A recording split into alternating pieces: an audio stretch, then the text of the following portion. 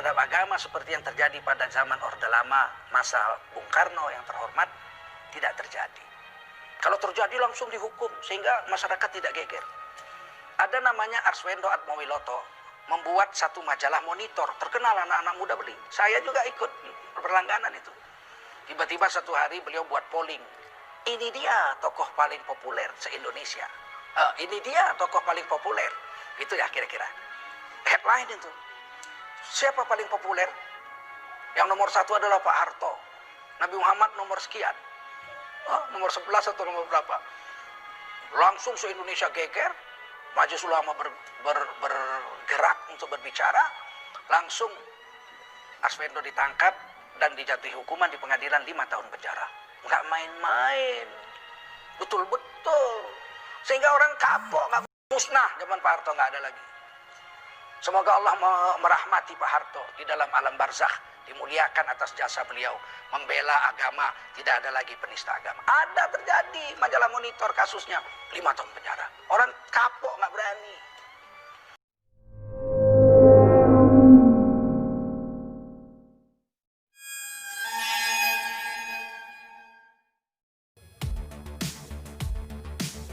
Baiklah para pemirsa yang sedang menyaksikan tayangan ini, tentunya kali ini saya akan memberikan data dan fakta terkait dengan peristiwa Tanjung Priuk, yang mana ini saya ambil dari Wikipedia sebagai data pendukung dari apa yang saya sampaikan. Peristiwa Tanjung Priuk adalah peristiwa kerusuhan yang terjadi pada 12 September tahun 84 di Tanjung Priuk, Jakarta, Indonesia, yang mengakibatkan sejumlah korban tewas dan luka-luka serta sejumlah gedung rusak terbakar. Di sini diceritakan sekelompok massa melakukan defile sambil merusak sejumlah gedung dan akhirnya bentrok dengan aparat yang kemudian menembaki mereka. Sedikitnya 9 orang tewas terbakar dalam kerusuhan tersebut dan 24 orang tewas oleh tindakan aparat. Nah, ini di sini terjadi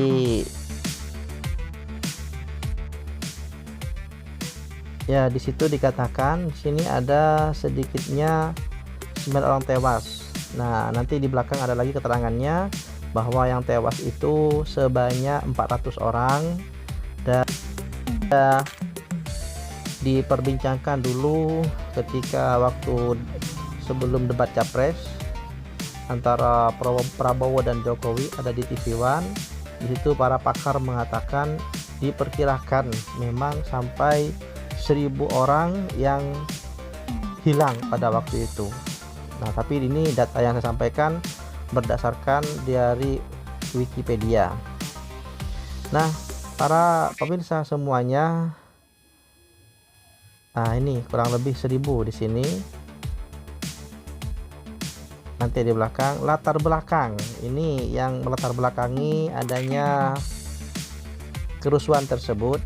Pada tanggal 10 September 84, Sersan Hermanu, seorang bintara pembina desa, tiba di Masjid As-Sa'adah di Tanjung Priuk. Ini sebagian lagi ada yang mengatakan ini musola, dan bukan masjid. Masjid kecil atau musola di Jakarta Utara, dan mengatakan kepada pengurusnya Amir Biki untuk menghapus brosur dan spanduk yang mengkritik pemerintah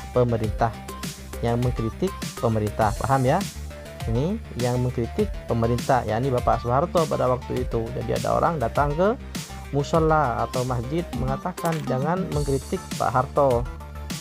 Biki menolak permintaan ini, lantas Hermanu memindahkannya sendiri. Saat melakukannya, dia dilaporkan memasuki area sholat masjid tanpa melepas sepatunya. Nah, ini redaksi yang lain ini mengatakan tadi bintara tersebut, Hermanu tadi, itu pulang dan mengajak teman-temannya, lalu masuk ke dalam musola dengan sepatunya, dengan perangkat militernya, kemudian menganiaya orang yang ada di musola. Dan kemudian tulisan tersebut yang dikatakan dikritik itu adalah dihancurkan ada dalam musola dengan sepatunya dan perangkat militernya. Itu redaksi yang lain seperti itu. Sebagai tanggapan, warga setempat yang dipimpin oleh pengurus masjid, musola Masjid Syarifuddin ini, Rambe dan Sofwan Sulaiman, membakar motornya dan menyerang Hermanu saat dia sedang berbicara dengan petugas yang lain. Ini karena di situ naik ke atas musola, jadi masyarakat sudah panas.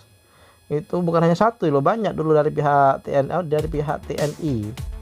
Maksud saya, akhirnya apa yang terjadi di situ, ada chaos, ada ramai-ramai. Nah, ini lengkap di sini. Sekitar tengah malam, saksi mata melihat Komandan Militer Jakarta Trisno dan Kepala Angkatan Bersenjata L. Murdani yang mengawasi pemindahan mayat. Mayat-mayat itu dimasukkan ke dalam truk militer, dikuburkan dan di kuburan yang tidak bertanda. Jadi orang yang tadi itu yang banyak sampai 400 orang itu yang dibunuh, diberondong dengan senjata, itu diangkut dalam truk militer. Sementara yang terluka-luka itu dibawa ke rumah sakit militer Gatot Subroto.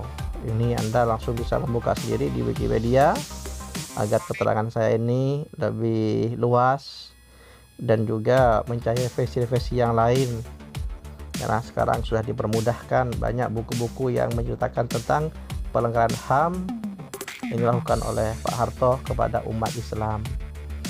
Saya juga miris mendengar seorang ulama, banyak sekarang kiai-kiai yang menyatakan enak zaman Soeharto, karena zaman Pak Harto itu membela umat Islam, orang yang selalu setia kepada umat Islam. Ini datanya saya menyampaikan. Laporan awal menyebutkan 20 orang tewas. Catatan yang resmi hanya yang masuk ke yang diinformasikan 24 korban tewas, 54 terluka. Sementara korban selamat melaporkan lebih dari 100 orang tewas. Ini beda, jadi antara dari pihak pemerintah dengan yang terjadi di lapangan pada waktu itu beda. Sedangkan masyarakat Tanjung Priuk memperkirakan total 400 orang terbunuh atau hilang, dibunuh, diculik. Sementara laporan dari lainnya menyatakan hingga 700 korban. Nah, ini banyak di warna biru ini, jika diklik nanti akan keluar referensi tentang masalah tersebut. Dan investigasinya mulai tahun 98 sampai sekarang ini masih belum ketemu, belum diadili, belum diadili. Ini apa ini? Ini lengkap di sini. Terus banyak di sini ya.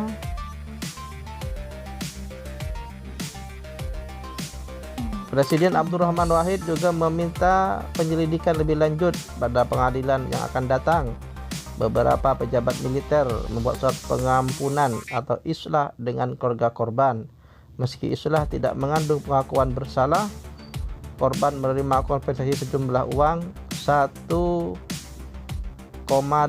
sampai 2 juta. Jadi 2 juta nyawanya ditukar uang dengan 2 juta. Itu yang ketemu. Islah pertama meliputi 86 keluarga. Pokoknya saya menjadi heran jika ada seorang kiai saat ini, seorang ulama yang situ di video tersebut bernama Tengku, ya, yang selalu membuat kontroversi dengan pernyataannya yang mencaci para pemerintah dan mencaci ulama yang tidak sependapat dengannya. Saya miris sekali bahwa di sini data ini menyatakan bahwa Pak Harto yang menyuruh anak buahnya untuk menghabisi umat Islam karena berani mengkritik kepada pemerintah. Nah, beda dengan kasus kemarin. Kemarin aksi 212. Aksi 212 itu kan sudah jelas dari versi Islam 212, jadi kata Ahmad Dhani itu sekarang ada Jamaah 212. Saya jadi ketawa. Kalau Islam Nusantara dipermasalahkan, kalau Islam berkemajuan tidak dipermasalahkan. atau Islamnya apa namanya itu PKS, Tarbiyah apa itu tidak dipermasalahkan. Islam 212 tidak dipermasalahkan, itu merupakan slogan yang baru. Islam Nusantara yang dipermasalahkan. Saya tidak bahas masalah itu, cuman di sini di video yang sudah viral bahwasanya Pak Harto adalah pejuang Islam sudah dapat Anda buktikan sendiri. Mungkin itu saja yang dapat saya sampaikan. Selebihnya para pemirsa semuanya bisa melihat sendiri ada di data-data yang lain, karena sekarang ini sudah zamannya online, tidak ada yang ditutupi.